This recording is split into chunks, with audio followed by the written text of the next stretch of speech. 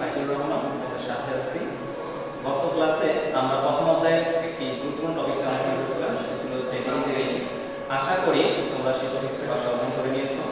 আজকে প্রথম অধ্যায়ের আরো দুটি ইম্পর্টেন্ট টপিক নিয়ে আলোচনা করব। একটি হচ্ছে ন্যানো টেকনোলজি এবং একটি হচ্ছে কম্পিউটার নৈতিকতা বিষয় নিয়ে আলোচনা। তো আশা করি আজকে পড়াটা মনোযোগ দিয়ে করব। তো আমরা আমাদের পড়া শুরু করতেছি। আমার আজকের টপিক উদ্ধার করা হয়েছে একটা চমৎকার টপিক, সেটা হচ্ছে ন্যানো টেকনোলজি। টেকনোলজি তো আমরা সবাই জানি, তাই না? টেকনোলজি মানে কি? প্রযুক্তি। বাট ন্যানো কি জিনিস? ন্যানো জিনিসটা বোঝার জন্য আমরা একটু পরে স্লাইডে যাচ্ছি। এখানে একটা কথা লেখা আছে যে ন্যানো শব্দটা হচ্ছে একটা গ্রিক শব্দ, মানে হচ্ছে ন্যানোস, এখান থেকে আসছে। এবং এই ন্যানোস কথাটার মানে হচ্ছে ডর্ফ, যাকে আমরা বাংলায় বলতে পারি বামন বা জাদুকরী ক্ষমতা সম্পন্ন ক্ষুদ্র আকৃতির প্রাণী। তাহলে ন্যানো টেকনোলজির সাথে এই কথাটা কিভাবে মিলল? আসলে কি তাই? যদিও ন্যানো কথাটা এই ন্যানোস বা ডট থেকে আসছে, কিন্তু এটা কিন্তু ন্যানো টেকনোলজির ক্ষেত্রে এই অর্থে ব্যবহৃত হয় না। তাহলে কোন অর্থে ব্যবহৃত হয় দেখি। ন্যানো হচ্ছে এই ক্ষেত্রে পরিমাপ করে একক হিসেবে ব্যবহৃত হচ্ছে। এখানে যা লেখা আছে যে 1 ন্যানোমিটার ইজ ইকুয়াল টু লেখা আছে 10 ইনভার্স 9 মিটার, 10 ইনভার্স 9 মিটার। তার মানে হচ্ছে 1 মিটারের 100 কোটি ভাগের 1 ভাগকে আমরা বলতে পারি 1 ন্যানোমিটার। বুঝলে না? আমি আবার রিপিট করতেছি যে 1 মিটার যে পরিমাণ দৈর্ঘ্য, তাকে যদি 100 কোটি ভাগ করা হয় তাদের ছোট একটা টুকরো পাওয়া যাবে, তাকে আমরা বলছি কি 1 ন্যানোমিটার। তো এই 1 ন্যানোমিটার প্রযুক্তিকে নিয়ে আমরা মূলত আজকে আলোচনা আগাবো। তো ন্যানোমিটারের সংখ্যাটা কি? আমরা যদি ন্যানোমিটারের সংখ্যাটা যদি খেয়াল করি, কি লেখা আছে যে ন্যানোমিটার স্কেলের সাথে যে সকল টেকনোলজি সম্পর্কিত সেগুলিকে আমরা বলতেছি ন্যানো টেকনোলজি। ন্যানোমিটার স্কেলের সাথে সম্পর্কিত টেকনোলজি বলতেছি আমরা ন্যানো টেকনোলজি। তাহলে এই ন্যানো টেকনোলজির মধ্যে কি আসছে? আসছে আমাদের বিজ্ঞান, প্রকৌশল এবং প্রযুক্তি। এই সবকিছু কিন্তু এখন পরিচালিত হচ্ছে ন্যানো প্রযুক্তির মাধ্যমে বা ন্যানো স্কেলের মাধ্যমে। আচ্ছা, এই ন্যানো প্রযুক্তি ব্যবহারের ফলে কোনো একটা উপকরণকে আমরা কত ছোট করতে পারি? এটা এতটাই ছোট করতে পারি স্বাভাবিক চোখ সেটা দেখতেই পারে না। উদাহরণ দেওয়া যাক, এই গেমটা তোমরা সবাই ছোট দেখতেছো, আমরা ছোটবেলা অনেকে মার্বেল দেখেছি, তাই না?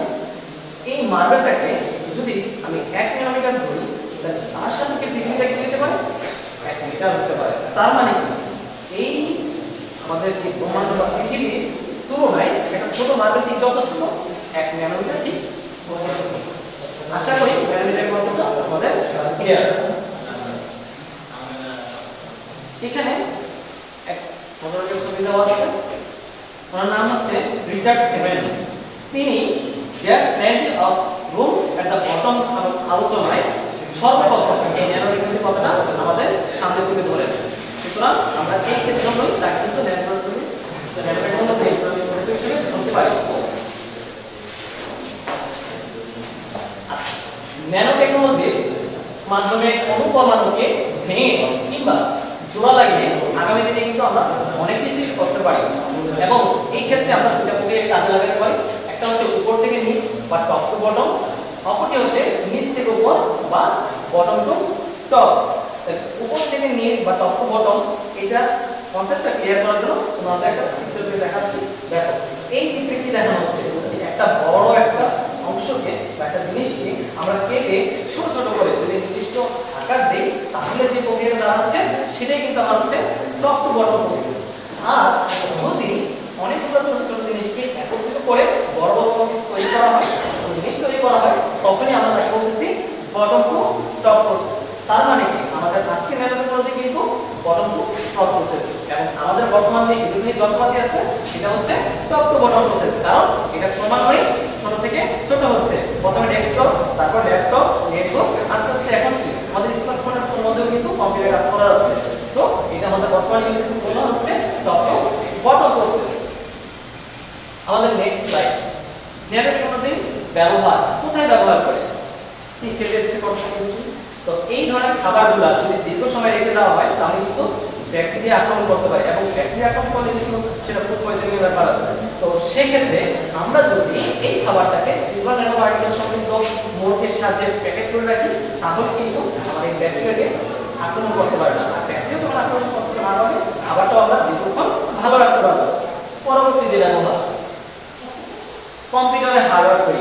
তোমরা ভালো করে লক্ষ্য করলে খেয়াল করবা যে আগের দিনে ডেস্কটপ তার মাদারবোর্ড কত বড় ছিল, আস্তে আস্তে ল্যাপটপ তাদের মাদারবোর্ড কিন্তু ক্রমান্বয়ে ছোট হচ্ছে। তার মানে কি দাঁড়াচ্ছে, তার মানে প্রতি মুহূর্তে আমাদের প্রযুক্তির কল্যাণে আমরা কিন্তু ডিভাইসগুলো ক্রমেই ছোট করে আসছি। দ্যাট মিন্স আমাদের সেই টপ টু বটম প্রক্রিয়া বা টপ টু বটম প্রসেস। পরবর্তী যে স্লাইডটি এখানে লেখা আছে ইলেকট্রনিক্স যন্ত্রপাতি তৈরিতে। ভালো করে খেয়াল করবা, এখানে একটু দেখা আছে যন্ত্রপাতির আকার আকৃতি, ওজন এবং বিদ্যুৎ খরচ কমিয়ে যন্ত্রের কার্যক্ষমতা এবং দক্ষতা বৃদ্ধি করে। তার মানে এখন যে চিপগুলো আমরা তৈরি করতেছি, এই ইলেকট্রনিক চিপগুলো কিন্তু আগে যে ডিভাইসগুলোতে ইউজ করা হতো সেগুলো আকার বড় ছিল এবং সেক্ষেত্রে বড় থাকার কারণে তার দক্ষতাও কিন্তু কম ছিল। এখন সেটা ছোট করার পাশাপাশি কি হয়েছে, আমাদের এই ডিভাইসগুলোর দক্ষতা কিন্তু ক্রমান্বয়ে বেড়ে গেছে। ওষুধ তৈরিতে আমরা জানি যে ন্যানো টেকনোলজি তৈরি করতে যে সফিস্টিকেটেড ড্রাগ তৈরি হয়, এই স্মার্ট ড্রাগগুলো তৈরি কিন্তু আমরা ন্যানো টেকনোলজি ব্যবহার করে থাকি। চিকিৎসা ক্ষেত্রে ন্যানো টেকনোলজি একটি ভালো প্রয়োগ আছে। এখানে দেখো ক্যান্সার নিরাময়ে ন্যানো রোবট ব্যবহার করা হয়। তার মানে কি, এই ধরনের রোবট এতটাই ছোট যে সেটা তোমার দেহের অভ্যন্তরে প্রবেশ করে, যার ক্যান্সার হবে তার অভ্যন্তরে প্রবেশ করে ঠিক ক্যান্সার কোষকে সেই চিকিৎসা প্রদান করতে পারে। এই ক্ষেত্রে এখানে যে জিনিসটাকে দেখানো হচ্ছে এটাকে বলা হচ্ছে ন্যানো রোবট। এর আরেকটা সুন্দর নাম আছে, এটাকে বলা হয় ন্যানোবট। বস্ত্র শিল্পে দেখতে পাচ্ছ একটা ছবি, এই পোশাক যত কিছু তার মধ্যে ধরা হচ্ছে, কোনো কিছু কি তার কাছে লাগতেছে, তার গায়ে লাগতেছে, তার মানে কি জাস্ট খুব একটা ড্রেস এখানে আমরা দেখতে পাচ্ছি। এই ড্রেসটাকে বলা হচ্ছে হাইড্রোফোবিক টি-শার্ট। হাইড্রোফোবিক কথার মানে কি, হাইড্রোফোবিক কথা মানে হচ্ছে পানি বিদ্বেষী। তার মানে যে সকল উপাদানগুলো পানিতে তৈরি বা পানির কিছু অংশ থাকে সেগুলো এই জামাতে লাগবে না। দেখতে পাচ্ছ তোমরা এখানে যতটুকু দাগ বা পাতা লাগতেছে সেটা কিন্তু সরাসরি ধুয়ে যাচ্ছে।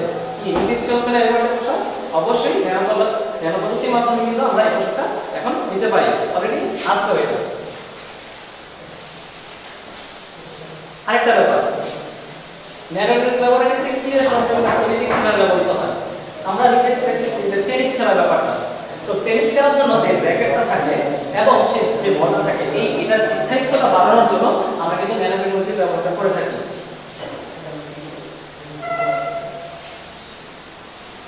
নবায়নযোগ্য শক্তিতে, আচ্ছা আমরা সোলার প্যানেলকে কিন্তু আমরা সৌরশক্তির মাধ্যমে বিদ্যুৎ পেতে পারি এবং সেক্ষেত্রে রিচার্জ করতে পারি। এই ক্ষেত্রে ন্যানো টেকনোলজি প্রয়োগ করে কিন্তু সোলার প্যানেলটাকে আরো শক্তিশালী করা যেতে পারে এবং যে ধরনের ব্যাটারি বা কোষের মধ্যে কিন্তু এনার্জি ব্যবহার করে তার স্থায়িত্ব কিন্তু অনেক বৃদ্ধি পেয়েছে আগে থেকে। তো মোটামুটি এই ছিল আমাদের ন্যানো টেকনোলজি ব্যাপারটা। আশা করি তোমাদের এই কনসেপ্টটা ক্লিয়ার। আমরা ছোট একটা টপিক সাথে একটু আলোচনা করব, সেটা হচ্ছে তথ্য ও যোগাযোগ প্রযুক্তি ব্যবহারে নৈতিকতা। কি জিনিস এটা? আসলে নৈতিকতা হলো মানুষের কাজকর্ম আচার ব্যবহারের সেই মূলনীতি যার উপর ভিত্তি করে মানুষ একটা কাজের ভালো বা মন্দের বিচার বিশ্লেষণ করতে পারে। এটি এমন এক ধরনের মানদণ্ড যা আচরণ, কাজ এবং পছন্দের ক্ষেত্রে সহায়তা করে। এইটি হলো প্রযুক্তি ব্যবহারের একটি নৈতিক মাত্রা। তার মানে আমি কি করব কি করব না, এই যে মাপকাঠিটা এটাই কিন্তু আমার একটা নৈতিকতা। এবং এই নৈতিকতা যখন তথ্য যোগাযোগ প্রযুক্তির ক্ষেত্রে ব্যবহৃত হয় তখনই আমরা কিন্তু বলতে পারি তথ্য যোগাযোগ প্রযুক্তির নৈতিকতা। 1992 সালে কম্পিউটার ইনস্টিটিউট এই নৈতিকতা সংক্রান্ত 10টি প্রস্তাবনা পেশ করেছে এবং সেই প্রস্তাবনাগুলো প্রথম প্রস্তাবনা, অন্যের ক্ষতি করার জন্য কম্পিউটারকে আমরা কখনোই ব্যবহার করব না। দ্বিতীয় যে প্রস্তাবনা, অন্য কোনো ব্যক্তির কম্পিউটারের কাজের উপর হস্তক্ষেপ না করা। তৃতীয় প্রস্তাবনা ছিল অন্য ব্যক্তির ফাইলসমূহের মধ্যে গোপনে তথ্য সংগ্রহ না করা। চতুর্থ, চুরির উদ্দেশ্যে কম্পিউটারকে ব্যবহার করব না। পঞ্চম, মিথ্যা সাক্ষ্য প্রমাণ গ্রহণের জন্য কম্পিউটারকে ব্যবহার করা যাবে না। যেসব সফটওয়্যারের জন্য অর্থ প্রদান করা হয়নি সেই সব সফটওয়্যার ব্যবহার না করা। অবশ্যই আমাকে সফটওয়্যারটা কিনে দেন আমাকে ব্যবহার করতে হবে। অনুমতি ব্যতীত অন্যের কম্পিউটার রিসোর্স ব্যবহার না করা, এটাও একটা নৈতিকতার উল্লেখযোগ্য অংশ। অন্যের বুদ্ধিবৃত্তি সংক্রান্ত ফলাফলকে আত্মসাৎ না করা। নাম্বার 8। নাম্বার 9, সমাজের ক্ষতি হয় এমন কোনো প্রোগ্রাম বা সফটওয়্যার তৈরি না করা, যেমন বিভিন্ন ধরনের হ্যাকিং টুলস, এগুলো দিয়ে কিন্তু সমাজ বা কোনো ব্যক্তি ক্ষতিগ্রস্ত হতে পারে। এই ক্ষেত্রে আমরা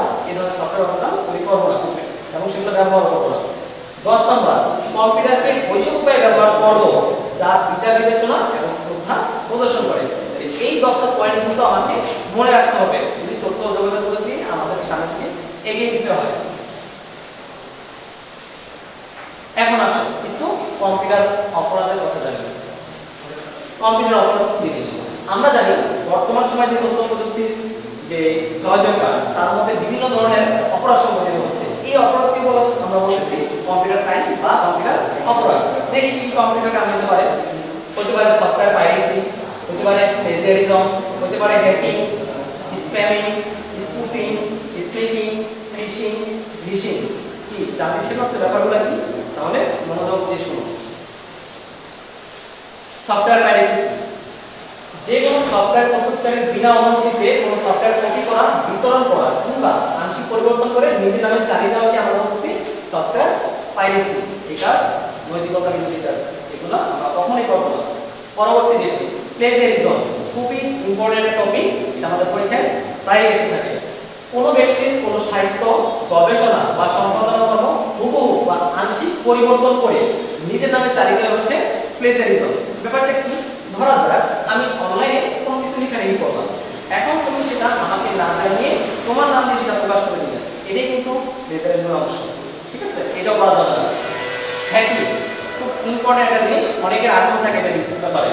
সাধারণত কোনো কম্পিউটার ব্যবহারকারীর অনুমতি ব্যতীত তার কম্পিউটার বা কম্পিউটার নেটওয়ার্ক প্রবেশ করে সেই কম্পিউটার বা নেটওয়ার্কের পুরো নিয়ন্ত্রণ নিয়ে নেওয়াকে আমরা বলছি হ্যাকিং। তার মানে কি? রিমোট নেটওয়ার্কিং সাপেক্ষে বা আমি দূরবর্তী কোনো জায়গায় বসে গিয়েও কিন্তু কাজটা করতে পারি, এই কাজটা করা যাবে না। এবং হ্যাকিং এর ক্ষেত্রে আরো কিছু জিনিস আমাদের জানিয়ে রাখি। আমরা জানি হ্যাকিং এর ক্ষেত্রে তিন ধরনের হ্যাকারের কথা বলা হয়। যেই লোক বা যেই ব্যক্তি বা যে ইউজার এই হ্যাকিং এর সাথে জড়িত তাকে কিন্তু আমরা হ্যাকার বলি, এবং তাদেরকে তিনটা অংশে ভাগ করে দেওয়া হয়। একজন হচ্ছে হোয়াইট হ্যাকার, গ্রে হ্যাকার এবং ব্ল্যাক হ্যাকার। এর মধ্যে সবচেয়ে দুর্ধর্ষ হ্যাকার হচ্ছে ব্ল্যাক হ্যাকার। হোয়াইট হ্যাকার যারা, তারা যথেষ্ট পরিমাণ দক্ষ হয় কিন্তু তেমন কোনো ক্ষতি করে না। গ্রে হ্যাকার যারা, এরা মূলত যে কাজটি করে থাকে যে এরা কোনো একটা সিস্টেমের দুর্বলতা খুঁজে বের করে এবং অর্থের বিনিময়ে সেই জিনিসটাকে ঠিক করে দেয়। এই জিনিসটা হচ্ছে গ্রে হ্যাকারদের কাজ, এবং এরাও কিন্তু প্রচুর দক্ষ হ্যাকার। এবং সবচেয়ে ভয়ঙ্কর হ্যাকার হচ্ছে ব্ল্যাক হ্যাকার। এরা আমার পুরো কম্পিউটার নেটওয়ার্কের নিয়ন্ত্রণকে নিয়ে নেবে, এবং সেই ক্ষেত্রে যে জিনিসটা হবে তোমাকে বিনা টাকায় বা বিনা ক্ষতিতে ছাড়বে।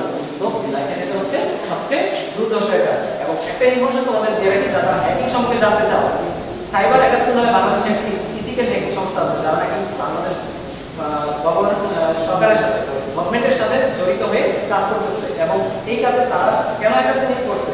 তারা কিন্তু তাদের ভালো জন্য নিয়োগ করছে। এই হ্যাকারদের কাজ, এই ইথিক্যাল হ্যাকিংয়ের কাজ হচ্ছে বাংলাদেশ গভর্নমেন্টের যে ওয়েবসাইটগুলো আছে তাদের দুর্বলতা খুঁজে বের করে তাদেরকে অবহিত করা। তো আশা করি হ্যাকিং এর ব্যাপারে তোমাদের ক্লিয়ার। হ্যাকিং এ আমরা যেমন ভালো দিকও দেখছি এবং খারাপ দিকও আছে।